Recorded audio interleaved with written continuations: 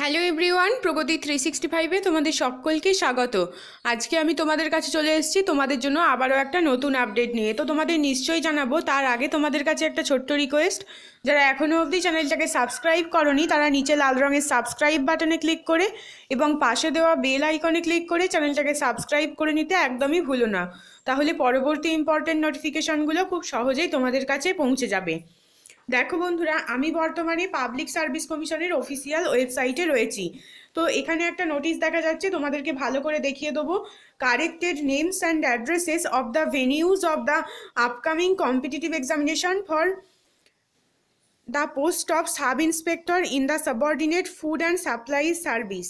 অর্থাৎ food sub ইন্সপেক্টরের যে exam হতে চলেছে তোমাদের, সেটার সম্পর্কে এই নোটিশটা। তো কিছু কিছু নাম এবং অ্যাড্রেসে ভুল দেখা দিয়েছিল, সেই সম্পর্কেই নোটিশটা দেওয়া হয়েছে। তো নোটিশটা এখান থেকে ডাউনলোড করে নেবো। এখানে ক্লিক করলে, তোমরা যদি এখানে ক্লিক করো, তোমাদের সামনে নোটিশটা ওপেন হয়ে যাবে।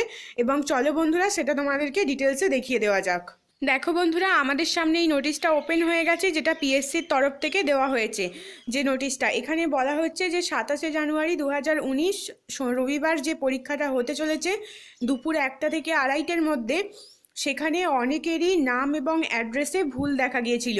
তো সেই সম্পর্কিত কারেকশনের জন্যই এই নোটিশটা তোমাদেরকে দেওয়া হয়েছে।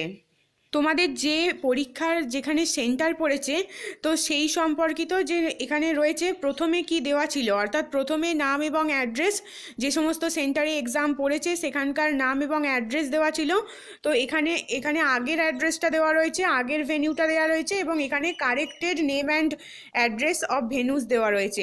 অর্থাৎ তোমাদের এক্সাম সেন্টারের যে কারেকশানটা, সেটা তোমরা এই লিস্টে পেয়ে যাবে, এবং যেটা আগে দেওয়া ছিল সেটা তোমরা এই লিস্টে পেয়ে যাবে।